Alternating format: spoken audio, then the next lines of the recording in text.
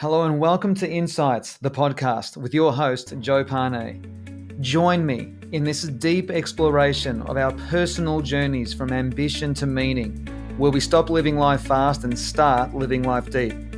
This is a journey of waking up and realizing that our lives have never been about us, but about others. True success leaves positive ripple effects on other souls. I believe that success needs to be redefined from our own personal ambitious endeavors to be redefined as the value that we leave and give to others around us. Join me now as we begin this journey to deeper connections, even more fulfillment, some fun, curiosity, life, love, and all good things. Your deeper journey from ambition to meaning starts right now.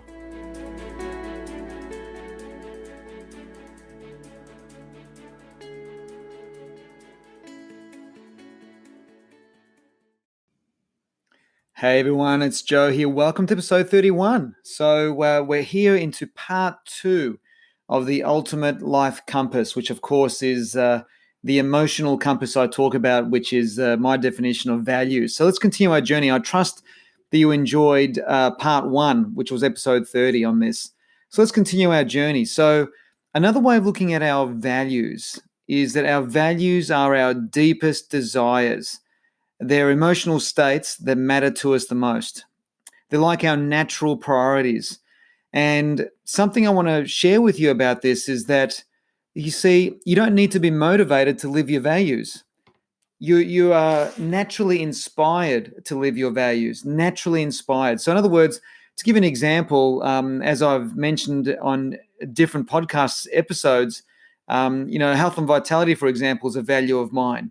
So one of the vehicles that I use to express that and connect with health and vitality, one of the many ways, is to go running. So I don't need motivation to go running. I often laugh at within myself at some of the articles I read in running magazines during the winter about how to get motivated during the winter. It's like, I don't need motivation, because when you are living in alignment to your values, whatever that vehicle is, whether it's a career that's aligned to your values, a relationship that's aligned to your values, you don't need to be motivated to live your values. They are part of you. They are inside of you. They are in your heart and your soul. And that's why the word inspiration comes to mind when I think of values. In spiritus, to breathe, to come from within, in spirit, inside us. So health and vitality being a natural born value in me, it's as natural as breathing. Hence, I don't need motivation. So when you feel that you need, this is interesting now, because if we feel that we need to put a lot of energy into being motivated to do something, there's a good chance that what we're trying to be motivated to do, or what we're wanting to motivate ourselves to do, is something that's not necessarily aligned to our values. It does, and what I mean when I say something's not aligned to your values, don't confuse that with something ethical, unethical. That's a whole different conversation. Just because something is not aligned to your values doesn't mean that it's wrong. It just means that it's a different set of values. That's all it is, just a different menu.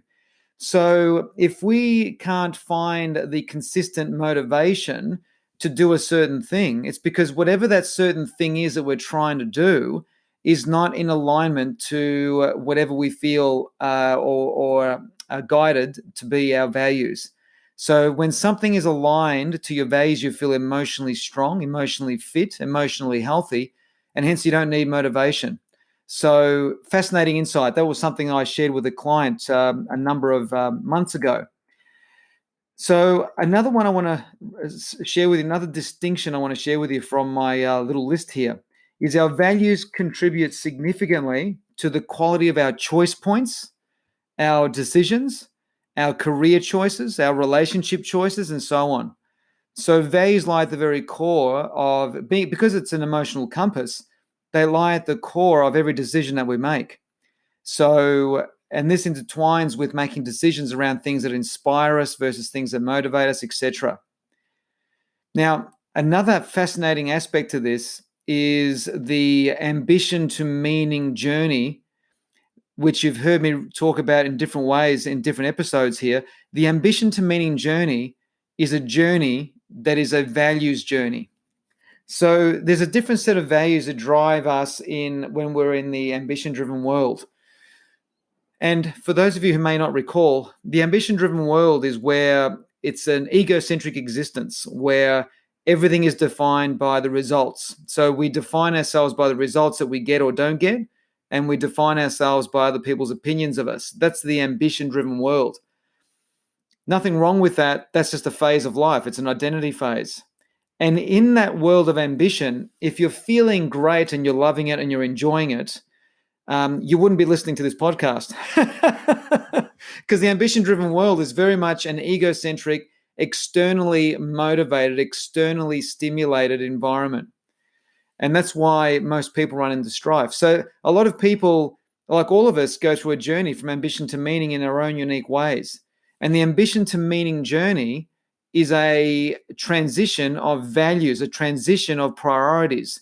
It's an evolution of our own perspective. And when we're living a meaning-driven existence, different things matter. For example, in the meaning-driven world, what matters to us most is the legacy that we're leaving behind, the effect that we're making in the world, the contribution that we're making to other people, the growth that we not only have for ourselves, but what we give others through our contributions. It's driven by the question, what can I give? And of course, in the meaning-driven world, there's also a healthy fascination, a healthy curiosity into what the soul is and what is consciousness and all those wonderful things. So here's another insight related to exactly that in terms of the value shift, is quite often people get caught up in being slaves to their history. So in other words, because some people have a habit of staring at their past, remaining addicted to their past, or remaining, how do I say it? I'll stick with the word addiction. Because they're addicted to their past and all they do is talk about their past, well, the past no longer exists. And guess what? The past was driven by a different set of values. Look, for those of you, and I can tell from the stats of my podcast that most people listening, and forgive me if you're not in this, but I've got a whole wide range of people listening in from their 20s through to their 70s. But the 80% of the people listening into this podcast based on the stats seem to be between 40 and 60 years of age. And so if I can talk with most of you here, and that is that if you are in that age category, I'm sure you agree that, when you think back to your 20s or your late teens or mid-20s, the values that drove you then were quite different to the values that drive you now. Now, if you're 25 and you're listening to this and you're digging this and you're loving this podcast, well, congratulations to you in all seriousness, because that means that you're shifting into the meaning-driven world whilst you're in your 20s. And I think that's amazing. Good on you. Tip my hat off to you. So the whole journey of life is a values evolution journey. So our values affect directly the choice points, decisions that we make around everything. That's why a lot of people change careers when they're in their 40s or 50s sometimes. When people make geographical shifts, relationship shifts, career shifts, skill set shifts, it's not because they want something different, although that might appear to be the reason on the surface. It's because their values are transformed. It's because their values have gone through an evolution. And the old career choice has a certain set of values that go with it. And maybe, 10, 20 years ago, your values were aligned to that vehicle. Your values were aligned to that career choice. So therefore, you felt great. And as your values evolved and moved, well, that particular career, the values in that career don't move. And here's a really important distinction, because quite often, when someone says, gee, I stayed in that job just a little bit too long, or they say, gee, I stayed in that relationship just a little bit too long. What that translates to from a values perspective, it means that they were hoping and waiting for the values of that particular career or job or that relationship to change, to catch up to them. Now, all of this is unconscious, out of the awareness of the individual. All they know is, I don't seem to enjoy this job anymore, or I don't seem to dig this relationship anymore. And the sole reason is because their values have moved on. So as we evolve and our values change into the meaning-driven world, what used to attract us in the ambition-driven world, those career choices that we made maybe 20 years ago, are no longer appropriate for matching us in the current time. And that's got nothing to do. This has got nothing to do with judgment or assessing one career as being better than another. This is a conversation about alignment. And when your life is completely aligned around you, aligned to your values, you feel joy, you feel a sense of peace, you feel fulfillment. And that's really important. That's why someone can be in an ambition-driven world, the egocentric world of ambition, and still be very, very happy, because in that moment, their values are aligned. I mean, I remember when I was working in residential real estate sales. I mean, I worked in that space for 7 years. And for 5 years, I absolutely loved it, because it was an alignment to who I was in my early 30s. In my late 20s and early 30s, it was in complete alignment to who I was then. But then as my curiosity developed into the realm of emotional intelligence, spiritual development, personal development, all these wonderful things, my interests changed and my values were changing. And I didn't know this until I made a significant career shift into this space here that I'm in these days, into the emotional fitness space. So the point I want to make is that our values are continually evolving. And as we get older, I remember Eckhart Tolle said once, and I'm ad-libbing here, but he said that as we get older, and as our doing capacity diminishes, what becomes even more important is who we're being. Mary next door, I'm staring at the house next door here as I'm talking to you. Mary is no longer with us, but when she passed away about a year ago or 2 years ago, she was 101, or she was basically a month off from turning 101, which is amazing. And, and she was mentally fully, like she was fully there, right? Fully capable. And I dare say, because physically she couldn't do the things that she used to be able to do. And this house next door used to be a dairy, believe it or not, some 60, 70 years ago. And now it's just a regular residential home. So, her identity, her value shift have had to have transformed from all the doing to the being of who she's being. So as we get older, we start to, as we get into the 80s and 90s, as in when we start becoming more physically diminished, what's more important is focusing on the spirit part of us. So our values take a shift as well then again. So they're continually changing and evolving. So let me just share with you another one or two Oh dear, my phone. That gave me a fright. Apologies if that gave you a fright. That's never happened before in the middle of a podcast recording. I can't re-record this because I'm digging what I'm sharing with you. Okay, let me share with you a couple more distinctions. We need to catch up to who we have become and who we are becoming. This means reconnecting to misplaced resources and what matters most now. So that's a distinction that is an alignment to our values continually evolving. Absolutely. Let me share this with you. Men's values. This is a gross generalization. Men's values generally shift from a self-focused priority to focusing on others. It's fascinating. So the ambition to meaning shift, which is a values shift for men, is in the ambition-driven world, a typical man is very self-absorbed. Whereas in the meaning-driven world, he starts becoming more aware of his environment and making a difference to others. Typically, something has to change in his life for his values to shift, whether it's the birth of a new child, whether it's the birth of a new relationship, whether it's the death of an old job or an old career, or the passing of someone else in their lives that mattered to them. It shakes the world up of the man. So the man's values evolutionary experience is where they move from being focused on themselves to focusing on others. So whether that be giving more to their family or simply having a mindset or a spirit or an essence of being present and giving love to others makes a big, big difference. So for example, a simple acknowledgement and a smile to a complete stranger in the street, a man who is aware of others will do that. A man who's completely self-absorbed will not even be aware that that experience even exists. Now for women's values shift. And I'm always a little bit nervous when I talk about women because I'm not a woman. I can talk with confidence about a man because I'm a man, right? But what I've noticed is that women's value shift is different. They move from serving others to the detriment of themselves to now focusing on themselves in a functionally selfish manner. So the values direction, the emotional compass for women, I mean, generally speaking, the ambition-driven world, Most women have sacrificed their lives for their business or for their employees or for their son or their daughter or their family or their children or their partner, and that's the ambition-driven world.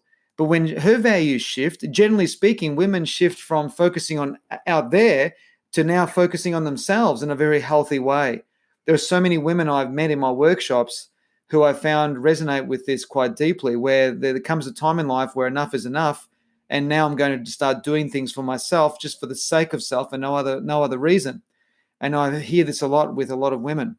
And so the values shift journey from ambition to meaning is they're the differences, the main differences between men and women and how they experience it. Another distinction here is that most people have no clue what their values are.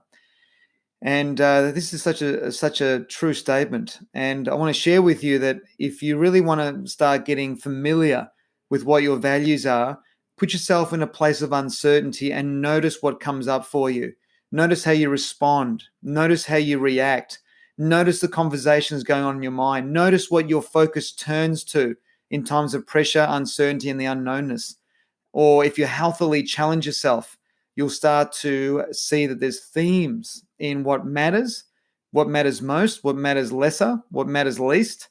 And of course, that's another way of looking at values is working out the hierarchy of what matters in life. So that's what I wanted to share with you in this part 2. I'm just looking at my list of 30 odd distinctions. Let me read to you one more, and then I'll wrap up this particular episode. The ambition to meaning shift is an emotional one because our values are changing for many of us, and this can be confusing. This is confusing because we seek to go to the same sources to feel good or connect with our sense of identity, but that source is not providing that for us anymore. As I was saying about 5 minutes ago, our career used to, satisfy us, but now it no longer does because of the value shift within us. So love it. And another distinction, one more, guys, one more, why not, is that the deeper the relationships that we have, the more similar or the more aligned our values are with that person. As I've shared on various trainings I've delivered on relationships, we don't fall in love with the person. We fall in love with their values. So I'm going to wrap up this episode. I hope that was a fascinating journey into part 2. I'm going to continue on into part 3 for episode 32 coming up after this one. So I trust you enjoyed part 2 of the Ultimate Compass or the Ultimate Life Compass. And yes, as always, if you can subscribe to the podcast, that will be deeply appreciated. And 5-star reviews, genuine 5-star reviews. If you feel this series of conversations has contributed value to your life, I would dearly love for you to go to Apple Podcasts and please give me a 5-star review. That would be terrifically appreciated. All right, guys, enjoy. Have a great morning, great afternoon, great evening, wherever you are, and look forward to tuning in to episode 32. Thanks so much. Bye for now, and sorry for the phone. See ya. I'm Joe Pane, and you've been listening to Insights, the podcast. Thank you so much for joining me. And if you're thoroughly loving the journey of these messages, please feel more than welcome to leave a review. And be sure to leave a comment on what you've been learning and how useful this has been to you and how you've been sharing this with those around you. Thank you so much for joining me, and I'm looking forward to being with you again very soon in the next episode of Insights, the podcast.